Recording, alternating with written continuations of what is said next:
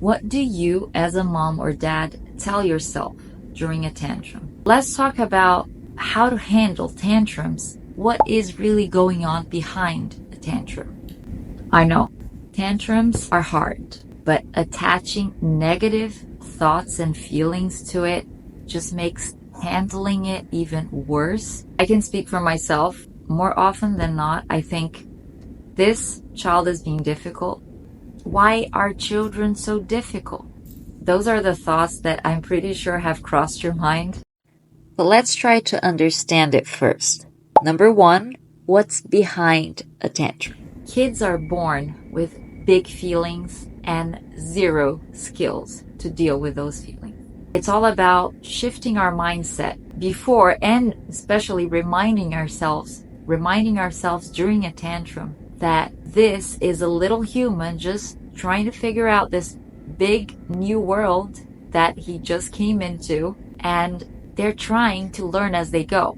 And it's our job as parents to guide them through it, to walk them through the process of developing those skills, teaching those skills, those coping mechanisms, so they eventually will learn. Next time you have a thought that my kid is being difficult, or this is a difficult kid, shift that mindset to this is a good kid just having a hard time.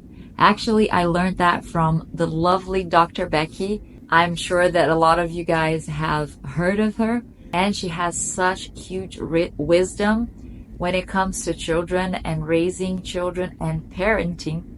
You guys should definitely check it out. And everything that I'm passing on here it comes from my experience with my kids, and a lot of it comes from what I've learned throughout the years with all the wonderful psychologists and mom YouTubers I've been following. And hopefully this message will help at least one. If this message helps at least one mom or dad out there, I'm gonna be very happy. Number two, how to handle tantrums. Now that we shifted our mindset that this is not a bad kid, this is not a difficult kid, this is just a good kid having a hard time.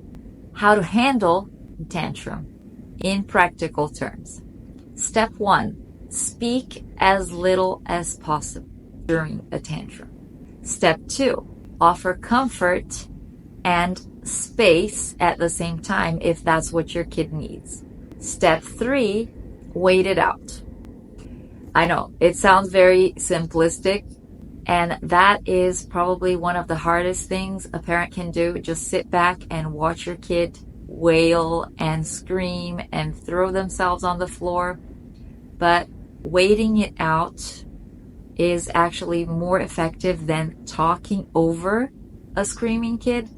Obviously, if your kid is in any kind of danger, if he's trying to either hurt himself or hurt others, a sibling or you for that matter, go ahead and do intervene. The best thing that I found that is effective is just gently, physically removing your kid from a danger zone or potentially hitting another child or hitting you, and keep repeating to them, I won't let you hit me. Once you do realize the tantrum is subsiding, that's when you jump in and you start having a conversation with your kid. But speaking softly and being firm at the same time. Let's say your kid wants something that you had already said no to, but they keep insisting that they want what they want.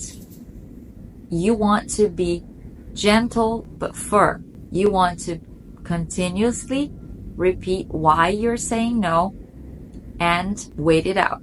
Expect backlash. Most of the times they do insist. That's when tantrum happens. But the most important thing to remember is they're not being bad. They're not being selfish for acting that way.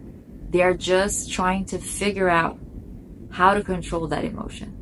They're scared about being angry themselves because everything's just new to them. Dealing with tantrums starts with you and me as a parent.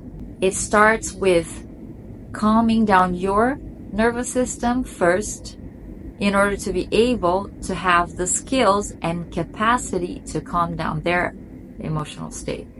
Because if you're in a bad place emotionally, you're probably not you're gonna run out of patience very quickly. So once your kid has finally calmed down from the tantrum and he finally understands why you said no to whatever he was asking, that's when you're able to have a sit down and an actual talk and describe what just happened. Describing the facts without inducing shame or blaming, pointing fingers is the best way.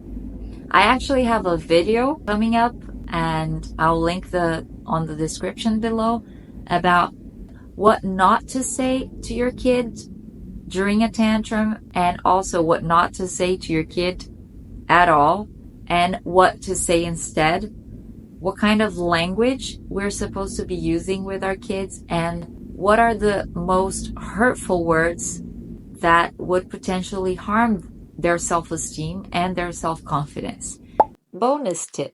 And how do we avoid tantrums in the first place, or at least minimize the frequency of tantrums? Number one, when you say no, lead with an explanation. You want to say no and explain why you're saying no. And because I said so doesn't count. I know I've heard that a lot, while I was growing up, and I've said it a few times too with my kids, but giving them a reasonable explanation, it's probably not going to stop them from crying, but it will definitely reduce the time of tantruming, and they will feel validated and understood. They will feel like you're being considerate towards them and not just like downright rejected or shamed for whatever they were asking. Because what kids want the most is just to feel seen and heard. That should be the primary focus of every parent, in my opinion. Make sure your kid is feeling seen and heard. Because if you feel seen and you feel heard, you definitely feel loved.